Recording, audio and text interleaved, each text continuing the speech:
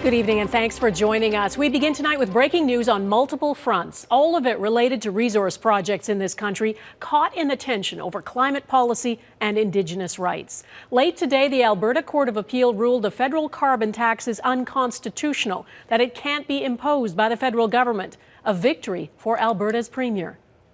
We promised Albertans that we would fight this federal carbon tax. We kept our promise, and today we've succeeded.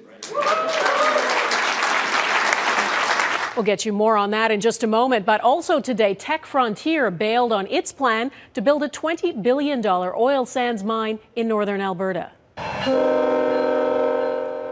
And in Tyendinaga, Ontario, at least one train along the CN rail line did start moving today after 19 days of blockades. In Vancouver, though, sympathizers with the Wet'suwet'en Chiefs have gathered at this key intersection during the rush hour, blocking access to the Port of Vancouver. Demonstrators were also here 2 weeks ago, prompting the port to get a court injunction to remove them. Protesters are also blocking rail tracks in nearby Maple Ridge tonight, forcing the cancellation of the West Coast Express train service. I'll stand where I want. I'm in Ottawa territory. And this is just after 8 a.m. in Ontario. Dozens of Ontario Provincial Police officers moved in to end the blockade near Belleville. A handful of protesters who'd shut down passenger and freight trains were arrested. They were supporting a small group of Wet'suwet'en hereditary chiefs in northern BC who don't want the Coastal GasLink natural gas pipeline crossing their territory. Those chiefs are talking to the RCMP about removing a police outpost and seem willing to consider meeting federal ministers if that happens. The Prime Minister says it proves his strategy is working. We demonstrated through this process that we can both protect reconciliation and protect Canada's economy as we move forward. We'll get to the political challenge all this poses in just a moment. But first, David Akin on what happened at the rail blockade when the police moved in. A midnight deadline to clear the blockade came and went. And as dawn broke on Tyendinaga, the blockade and its protesters remained in place. But not for long. At about 8 a.m. local time, a convoy of police vehicles moved to the barricade. The protesters themselves streamed what happened next on their Facebook page. An OPP community liaison officer asked the protesters once more to leave. You need to leave now. But the protesters are defiant. You leave, all of you. And then, after a short speech from one of them, I'll stand where I want. I'm in a confrontation and arrests. Yeah, me. That's up. That's up.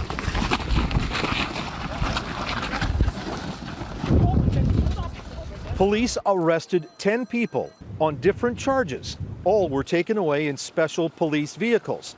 They would be later released with conditions. And by day's end, back near the main blockade camp, dozens of community members and others gathered in support of those protesters. I'm just really ashamed of Canada and the treatment of Indigenous people still ongoing to this day in 2020. It's just kind of disgusting.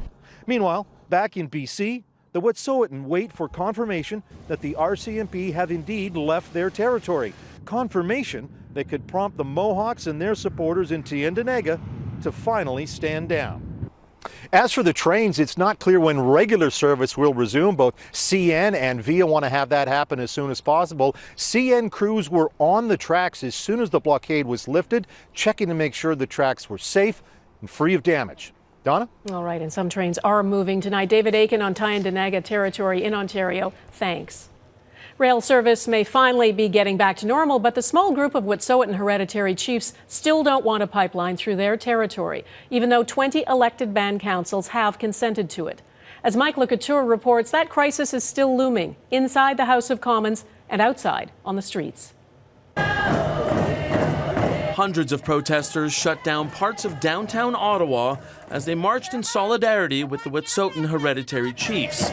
Signs like reconciliation is dead signal this is about more than the natural gas pipeline in northern BC.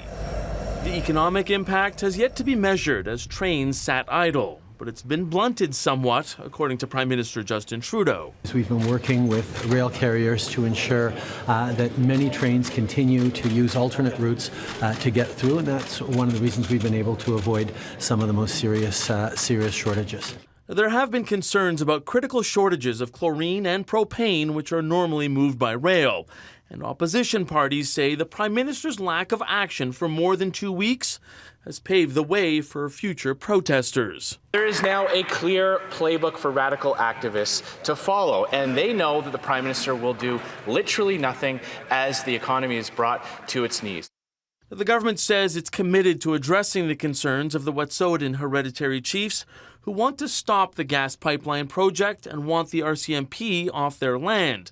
The Mounties have left an outpost, and that's seen as a possible breakthrough. We needed them to communicate that was to their satisfaction, to their supporters, coast to coast to coast.